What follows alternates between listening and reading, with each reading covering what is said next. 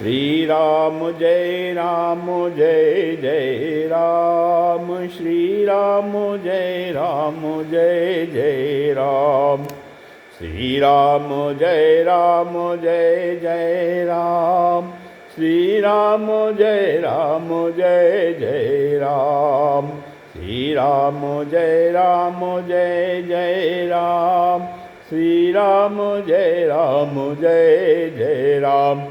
ओम श्री गणेशाय नमः, ओम श्री गुरुवे नमः, ओम श्री सीतारामचंद्राभ्याम नमः, ओम उमामहेश्वराभ्याम नमः, ओम श्री एकादशी दक्षेश्वर धाम सरकार श्री हनुमते नमः। शांताकारं भुजगशयनं पद्मनाभं सुरेशं, विश्वाधारं गगनसदृशं मेघवर्णं शुभांगं, लक्ष्मीकान्तं कमलनयनं योगिभिर्ध्यानगम्यं, वन्दे विष्णुं भवभयहरं सर्वलोकैकनाथं। ह्यं ब्रह्मा वरुणेन्द्ररुद्रमरुतः स्तुन्वन्तु दिव्यैस्तवैः, वेदैः साङ्गपदक्रमोपनिषदैर्गायन्ति यं सामगा, ध्यानावस्थितद्गतेन मनसा पश्यन्ति यं योगिनो, यस्यान्तं न विदुः सुरासुरगणा, देवाय तस्मै नमः। नीलाम्बुजश्यामलकोमलाङ्गं सीतासमारोपितवामुभागं, पाणौ महासायकचारुचापं नमामि रामं रघुवंशनाथं। लोकाभिरामं रणरङ्गधीरं राजीवनेत्रं रघुवंशनाथं, कारुण्यरूपं करुणाकरं तं श्रीरामचन्द्रं शरणं प्रपद्ये।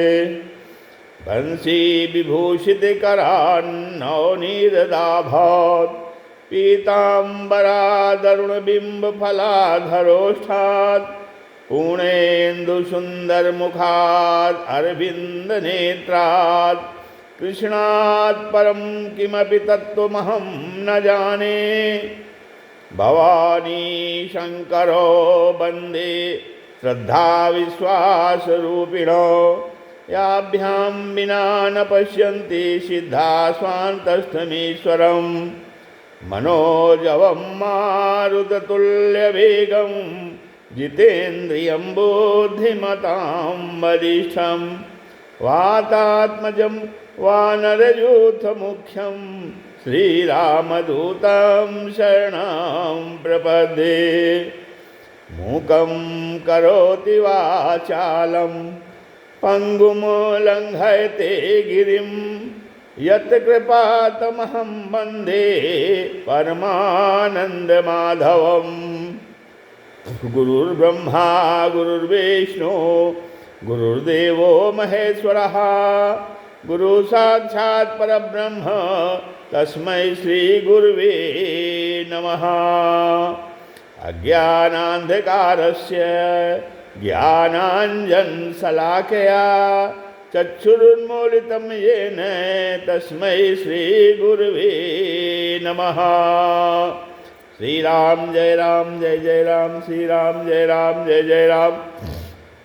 सत्संग के क्रम में आज श्रीमद् भगवद गीता के अध्याय 10 के श्लोक 30 से आगे का कथन श्रवण किया जा रहा है, जिसमें भगवान अपनी विभूतियों का वर्णन कर रहे हैं, अर्जुन को बता रहे हैं। अब आगे भगवान कहते हैं कि प्रह्लादश्चास्मि दैत्यानां कालः कलयतामहं, मृगाणां च मृगेन्द्रो अहं वैनतेयस्य पक्षिणां।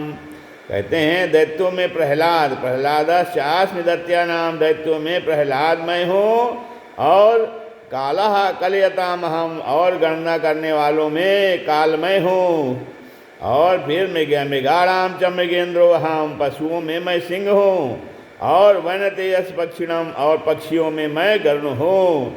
प्रह्लादश्चास्मि दैत्यानाम मतलब जो दिति से उत्पन्न हुए हैं उनको दैत्य कहते हैं। दैत्यों में प्रहलाद अर्थात जो दिति से उत्पन्न हुए हैं उनको दैत्य कहते हैं। हाँ, अब उन दैत्यों में प्रहलाद जी मुख्य हैं और श्रेष्ठ हैं। ये भगवान के परम विश्वासी और जो है निष्काम प्रेमी भक्त हैं। इसलिए भगवान ने इनको जो है अपनी विभूति बताया है। हाँ, प्रहलाद को भगवान ने अपनी विभूति बताया है। प्रहलाद भगवान के बहुत अनन्य भक्त थे। प्रहलाद जी तो बहुत पहले हो चुके थे, पर भगवान ने दैत्यों में प्रहलाद मैं हूँ ऐसा वर्तमान का प्रयोग किया है। अर्थात इससे यह सिद्ध होता है कि भगवान के भक्त जो है नित्य रहते हैं और श्रद्धा भक्ति के अनुसार दर्शन भी दे सकते हैं। अब उनके भगवान में लीन हो जाने के बाद अगर कोई उनको याद करता है और उनके दर्शन चाहता है तो उनका रूप धारण करके भगवान दर्शन देते हैं। अब आगे कालः कालयताम हम, ज्योतिष शास्त्र में काल अर्थात समय से ही आयु की गणना की होती है। इसलिए क्षण, घड़ी, दिन, पक्ष, मास, अयन, वर्ष आदि जो है गणना करने के साधनों में काल भगवान की विभूति है। मृगाणाम च मृगेंद्रो हम, भगवान कहते हैं कि बाघ, हाथी, चीता, रीछ आदि जितने भी पशु हैं उन सब में सिंह बलवान, तेजस्वी, प्रभावशाली, शूरवीर और साहसी है। यह सब पशुओं का राजा है। इसलिए भगवान ने इसको अपनी विभूति बताया है। और वैनतेयस पक्षिणाम, विंता के पुत्र गरुण जी संपूर्ण पक्षियों के राजा हैं। विंता के पुत्र वैनतेय, वैनतेय माने विंता के पुत्र गरुण जी संपूर्ण पक्षियों के राजा हैं और भगवान के भक्त हैं। ये भगवान विष्णु के वाहन हैं और जब ये उड़ते हैं तब इनके पंखों से स्वतः सामवेद की ऋचाएँ ध्वनित होती रहती हैं। इसलिए भगवान ने इनको अपनी विभूति बताया है। इन सब विभूतियों में अलग अलग रूप से जो मुख्यता बताई गई है वह तत्वतः भगवान की ही है। इसलिए जो है इनकी ओर दृष्टि जाते ही स्वतः भगवान का चिंतन होना चाहिए। अब आगे कहते हैं पौनः पौतामस्मि रामः शस्त्रभृतामहं जखाड़ां मकरश्चास्मि श्रोतसामस्मि जाह्नवी। पौतामस्मि पवित्र करने वालों में पवन हूँ अर्थात वायु हूँ और शस्त्रधारियों में राम मैं हूँ। रामा शस्त्रभृतामहं, शस्त्रधारियों में मैं राम हूँ। और झखाड़ा मकरश्चास्मि, और जो जल जंतुओं में मगर मैं हूँ और बहने वाले स्रोतों में गंगा जी मैं हूँ। पौनः पौना पौतामस्मि, वायु से ही सब चीज़ें पवित्र होती हैं और वायु से ही निरोगता आती है। अतः भगवान ने पवित्र करने वालों में वायु को अपनी विभूति बताया है। अब रामः शस्त्रभृतामहं, ऐसे तो राम अवतार हैं, साक्षात भगवान हैं, पर जहाँ शस्त्रधारियों की गणना होती है उन सब में राम श्रेष्ठ हैं। इसलिए भगवान ने राम को अपनी विभूति बताया है। जखाड़ां मकरश्चास्मि, और जो जल जंतुओं में मगर सबसे बलवान है। इसलिए जो है जलचरों में मगर को भगवान ने अपनी विभूति बताया है। हाँ, सोतसामस्मि जाह्नवी, और प्रवाह रूप से बहने वाले जितने भी नदी नाले झरने हैं उन सब में गंगा जी श्रेष्ठ हैं। ये भगवान की खास चरणोदक है। गंगा जी अपने दर्शन स्पर्श आदि से दुनिया का उद्धार करने वाली हैं। मरे हुए मनुष्यों की अस्थियाँ गंगा जी में डालने से उनकी सद्गति हो जाती है। इसलिए भगवान ने इनको अपनी विभूति बताया है। वास्तव में इन विभूतियों की मुख्यता न मानकर भगवान की ही मुख्यता माननी चाहिए। कारण कि इन सब में जो विशेषता महत्ता देखने में आती है वह भगवान से ही आई है। हाँ, अब आगे फिर 17वें श्लोक में भगवान अर्जुन के बारे में 17वें श्लोक में अर्जुन के दो प्रश्न थे। पहला ये भगवान को जानने का, मैं आपको कैसे जानूं, और दूसरा जानने के उपाय का, किन किन भावों से मैं आपका चिंतन करूं। तो इन दोनों में से उपाय तो है विभूतियों में भगवान का चिंतन करना, और उस चिंतन का फल परिणाम होगा सब विभूतियों के मूल में भगवान को तत्व से जानना। जैसे शतधारियों में श्री राम को और विष्णुओं में वासुदेव अपने को भगवान ने अपनी विभूति बताया। यह तो उस समुदाय में विभूति रूप से श्री राम का और वसुदेव का चिंतन करने के लिए बताया, और उनके चिंतन का फल होगा श्री राम को और वसुदेव को तत्व से भगवान जान जाना। या चिंतन करना और भगवान को तत्व से जानना सभी विभूतियों के विषय में समझना चाहिए।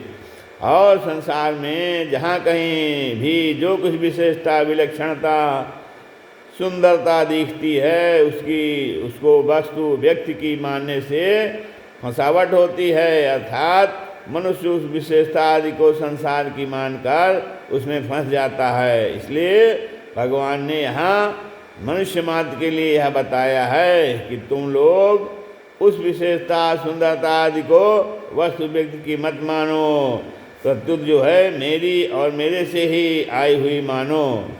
ऐसा मानकर भगवान कहते हैं मेरा चिंतन करोगे तो तुम्हारा संसार का चिंतन तो छूट जाएगा और उस जगह मैं आ जाऊंगा। इसका परिणाम यह होगा कि तुम लोग मेरे को तत्व से जान जाओगे। और जो है मेरे को तत्व से जानने पर मेरे में तुम्हारी दृढ़ भक्ति हो जाएगी। अब आगे कहते हैं सर्गाणाम आदिरन्तस्य मध्यम चैवाहम अर्जुन अध्यात्म विद्या विद्यानाम बाधा प्रवदतामहम। हे अर्जुन, संपूर्ण सर्गों के आदि मध्य तथा अंत में मैं ही हूँ। सर्गाणाम आदिरन्तस्य मध्यम चाह चैवा अर्जुन। हे अर्जुन, संपूर्ण सर्गों के आदि मध्य तथा अंत में मैं ही हूँ।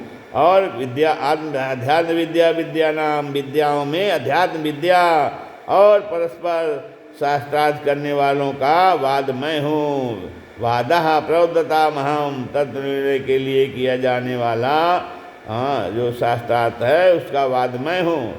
सर्गाणाम आदिरन्तस्य मध्यम जैवाहम, जितने सर्ग और महासर्ग होते हैं अर्थात जितने प्राणियों की उत्पत्ति होती है उनके आदि में भी मैं रहता हूँ, उनके मध्य में भी मैं रहता हूँ।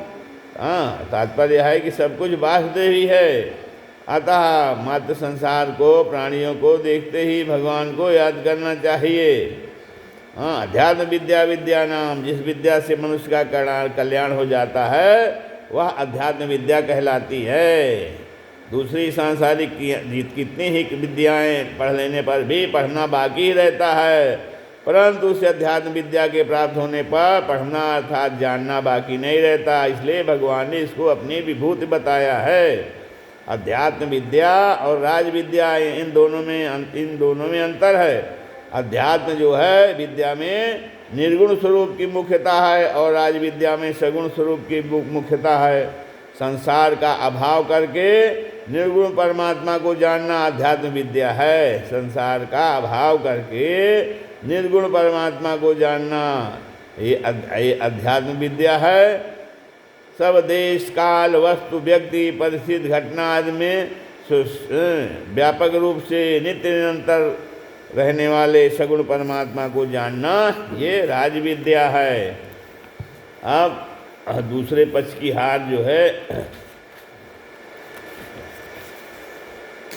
तो आधा प्रवदतामहम, आपस में जो साथ किया जाता है वह जो है 3 प्रकार का होता है।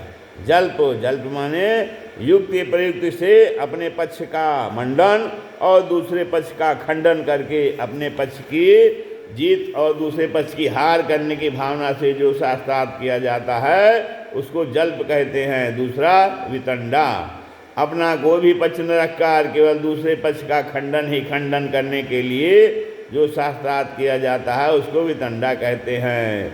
और वाद बिना किसी पक्षपात के केवल तत्व निर्णय के लिए आपस में जो शास्त्रार्थ विचार विनिमय किया जाता है उसको वाद कहते हैं। आप इस प्रकार से 3 प्रकार के शास्त्रार्थ में वाद श्रेष्ठ है। इसी बात को भगवान ने अपनी विभूति बताया है। अब आगे कहते हैं अक्षराणाम अकारोस्मि इंद्र सामासिक चा अहमेवाक्षया कालो धाता हम विश्वतो मुखः। अक्षरों में आकार और समासों में द्वंद्व समास में हूँ। और अक्षय काल अर्थात काल का भी महाकाल, अर्थात काल का भी महाकाल तथा सब और मुख वाला धाता भी मैं हूँ। अहमेवाक्षया कालो धाता हम विश्वतो मुखः। अक्षराणाम अकारोस्मि। वर्णमाला में सर्वप्रथम आकार आता है। स्वर और व्यंजन दोनों में आकार मुख्य है। आकार के बिना व्यंजनों का जो है उच्चारण नहीं होता, इसलिए आकार को भगवान को ने अपनी विभूति बताया है। वज्रः सामासिकस्य च, जिससे 2 या 2 से अधिक शब्दों को मिलाकर एक शब्द बनता है। जिससे 2 या 2 से अधिक शब्दों को मिलाकर एक शब्द बनता है उसको समास कहते हैं। समास कई तरह के होते हैं, उनमें अव्ययी भाव, तत्पुरुष, बहुब्रीहि और द्वंद्व 4 मुख्य हैं।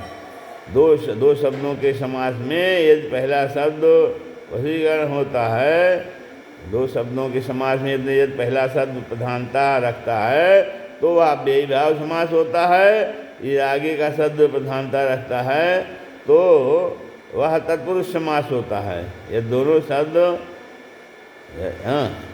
दोनों शब्द अन्य के वाचक होते हैं तो वह बहुब्रीहि समास होता है।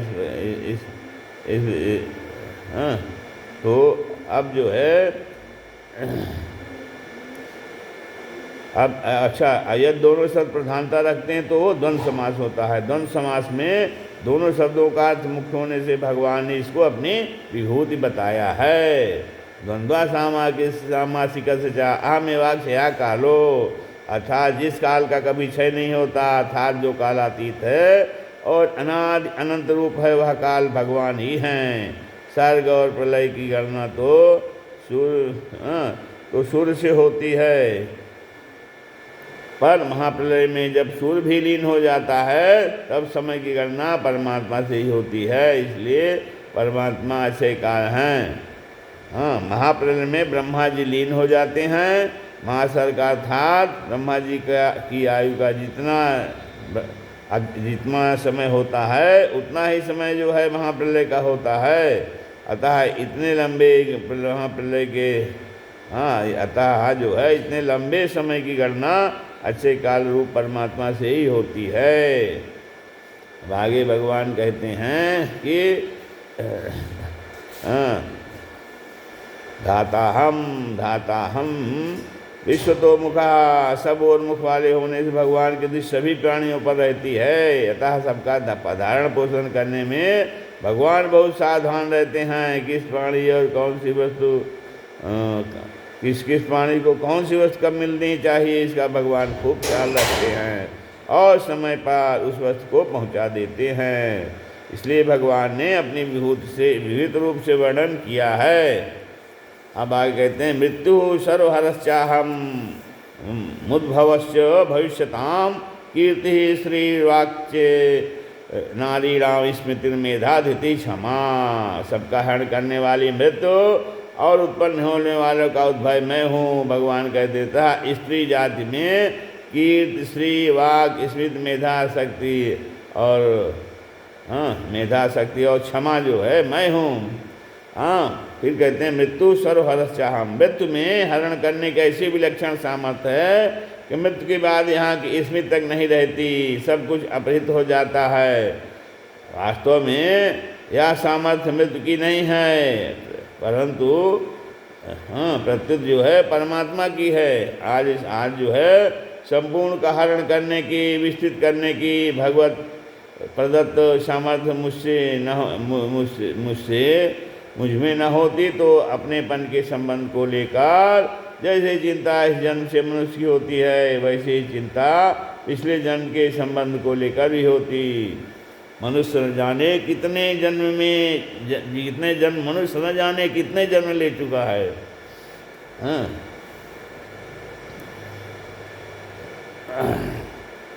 मनुष्य जो है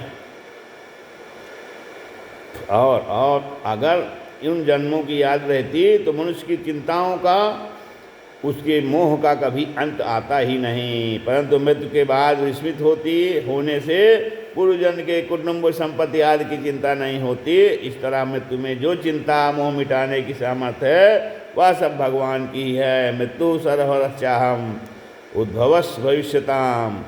पूर्व श्लोक में भगवान ने बताया कि सबका धारण पोषण करने वाला मैं ही हूँ, वैसे ही यहाँ बताते हैं कि सब उत्पन्न होने वालों की उत्पत्ति का हेतु भी मैं ही हूँ। तात्पर्य है कि संसार की उत्पत्ति स्थिति और प्रलय करने वाला मैं ही हूँ, भगवान कहते हैं। कीर्तिश्च श्रीवाच्य नादि राम स्मृति मेधा धृति क्षमा। कीर्ति श्री वाक स्मृति मेधा धृति और क्षमा, ये सातों संसार भर की स्त्रियों में श्रेष्ठ मानी गई हैं। इनमें से कीर्ति, स्मृति, मेधा, धृति और क्षमा, ये 5 प्रजापति दक्ष की कन्याएं हैं। श्री महर्षि भिक् की कन्या है, श्री जो है महर्षि भिक् की कन्या है, और वाक ब्रह्मा जी की कन्या है। कीर्ति, श्री, वाक, स्मृति, मेधा, धृति और क्षमा, ये सातों स्त्रीवाचक नाम वाले गुण भी संसार में प्रसिद्ध हैं। सद्गुणों को लेकर संसार में जो प्रसिद्ध है, प्रतिष्ठा है, उसे कीर्ति कहते हैं। स्थावर और जंगम, यह 2 प्रकार का ऐश्वर होता है। जमीन, मकान, धन संपत्ति आदि स्थावर ऐश्वर है, और गाय, भैंस, घोड़ा, ऊंट, हाथी आदि जंगम ऐश्वर है। इन दोनों ऐश्वर्यों को श्री कहते हैं। आप जिस वाणी को धारण करने से संसार में यश प्रतिष्ठा होती है, और जिससे मनुष्य जो है, जिनसे पंडित विद्वान कहलाता है, उसे वाक कहते हैं। अब जो है पुरानी सुनी समझी बात की को जो है फिर याद करने आने का नाम इसमें स्मृति है। बुद्धि की जो स्थायी रूप से धारण करने की शक्ति है, और जिस शक्ति से विद्या ठीक तरह से याद रहती है, उस शक्ति का नाम मेधा है। मनुष्य को अपने सिद्धांत, मान्यता आदि पर डटे रखने तथा उनसे विचलित न होने देने की शक्ति का नाम देती है। और दूसरा कोई बिना कारण अपराध कर दे तो अपने में दंड देने की शक्ति होने पर भी उसे दंड न देना, और उसे लोक परलोक में कहीं भी उस परमात्मा को दंड न मिले, इस तरह का भाव रखते हुए उसे लाल या उसे साफ माफ़ कर देने का नाम क्षमा है। कीर्ति, श्री और वाक, ये 3 प्राणियों के बाहर प्रकट होने वाली विशेषताएं हैं, तथा स्मृति और मेधा, धृति और क्षमा, ये 4 प्राणियों के भीतर प्रकट होने वाली विशेषताएं हैं। इन 7 विशेषताओं को भगवान ने अपनी विभूति बताया है। यहाँ जो विशेष गुणों को विभूति रूप से कहा है, उसका तात्पर्य केवल भगवान की तरफ लक्ष्य कराने में है। किसी व्यक्ति में ये गुण दिखाई दे तो उस व्यक्ति की विशेषता न मानकर भगवान की विशेषता माननी चाहिए, और भगवान की ही याद करनी चाहिए। तो यदि ये गुण अपने में दिखाई दें तो इनको भगवान के ही मानने चाहिए, अपने नहीं। कारण कि यह दैवी अर्थात भगवान की संपत्ति है, जो भगवान से ही प्रकट हुई है। इन गुणों को अपना मान लेने से अभिमान पैदा होता है। आप जिससे अभिमान से फिर पतन हो जाता है, क्योंकि अभिमान संपूर्ण आसुरी संपत्ति का जनक है। अभिमान से ही संपूर्ण आसुरी संपत्तियां प्रकट होती हैं। साधकों को जिस किसी में जो कुछ विशेषता सामर्थ्य दिखे, उसे उस वस्तु व्यक्ति का न मानकर भगवान की ही मानना चाहिए। जैसे लोमस ऋषि के साप से कागभूषुंड जी वास्तव में चांडाल पक्षी बन गए, पर जो है उनको न भय हुआ और न किसी प्रकार की दीनता आई और न कोई विचार ही हुआ, प्रत्युत उनको प्रसन्नता हुई। कारण कि उन्होंने इसमें ऋषि का जो है दोष न मानकर भगवान की प्रेरणा ही मानी। जो है सुन खगेश नहीं कछुरिस दूषण, उर प्रेरक रख वंश विभूषण। ऐसे ही मनुष्य सब वस्तु व्यक्ति घटना परिस्थिति आदि के मूल में भगवान को देखने लगे तो हर समय आनंद ही आनंद रहेगा। श्री राम जय जय राम, श्री राम।